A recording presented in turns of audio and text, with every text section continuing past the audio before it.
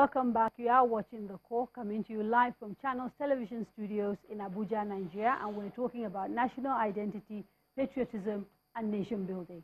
The gentleman in blue, you have a comment to make? Let's go straight to you. Thank you very much. My name is Nana Ude, and I also attended a Unity school.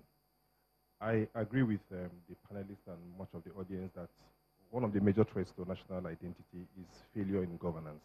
That's what led to security, insecurity, the lack of economic opportunities that can make you believe in Nigeria, and the failure of our institutions.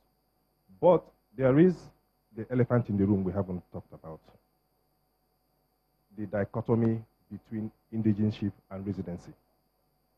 That is actually feeding the frenzy that destroys our national identity. And it is around that premise that institutions like NYSC and Unity schools were built. The first student that walked into FGC Okigwe I attended is a girl from Kaduna State. At that, indigenship and residency was destroyed. Okay, you've raised an important issue, and I have very little time, so I want to quickly ask the Prof to address it head on. Part of the problem that people, for example, I know that a lot of people in the North, when this issue of indigenship versus residency is raised, there's a big fear that they're going to be totally disadvantaged. They're already disadvantaged with education, with economic opportunities, and if they give up their land, which is sort of the only resource they have, to settlers, that's how they see it, then they really end up with nothing. Is this a valid concern in your view?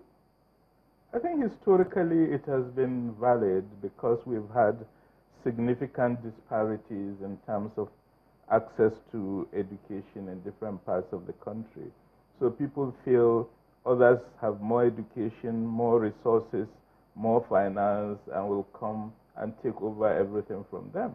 But you see, that's a negative approach because you can read it the other way around, which is to say, well, broaden education for your own people, create resources for your people, and then that issue wouldn't arise. Okay, I have about 4 minutes to go, so I'm going to go around to sort of try and how do we build national identity that is all-inclusive, that people can be proud of, starting with you, Pam.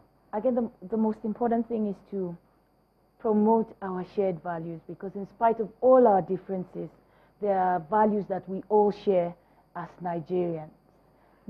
Like the Pidgin English, for instance, is something that doesn't know ethnicity. We are all Nigerians. Ms. Bosade? Yes, I believe that we should see ourselves as one. Like I said before, when our core members come into camp, they come from different backgrounds. But right there in the camp, we are a mini Nigeria, and you don't see any differences. We are just the same and indivisible entity. Doctor?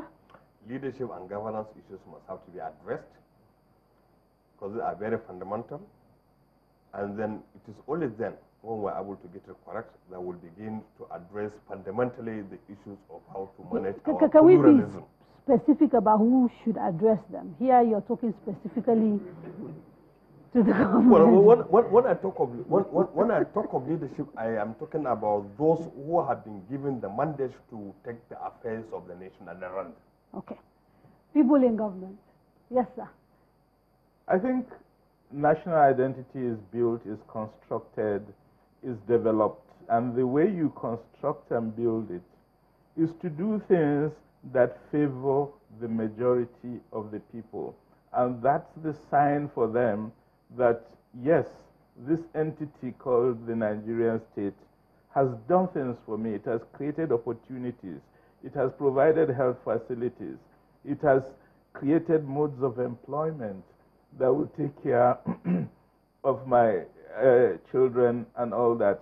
It is those practical signs of advantages that come to you through your state, through your nation, that increases your love, your commitment, and your identity with them. And I'm going to give the last word on the program today to the Queen in the house.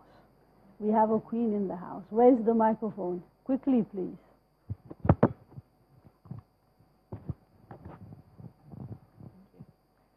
I think it's important that we teach patriotism unity and tolerance towards others and as a curriculum in schools. I think, patriotism has to start from somewhere. We all like to say, oh, this corruption is our major issues and all that, but, if we start from the grassroots, if we start from our youths, it's only a matter of time before we have, patriotic people in power. So you believe in indoctrination, like Ms. Yes, Bossade it's very, was very saying. important. Very, very, because it has to start from somewhere. Definitely. Thank you very much. We have run out of time. I want to thank my panelists, to those who came to the studio as well to take part in the conversation, as well as all of you at home. Now, the November edition of The Core is a special one. We'll be focusing on women in politics with an all-female panel and an all-female audience. It will be a man-free zone. You don't want to miss it. So join us on Wednesday, the 7th of November.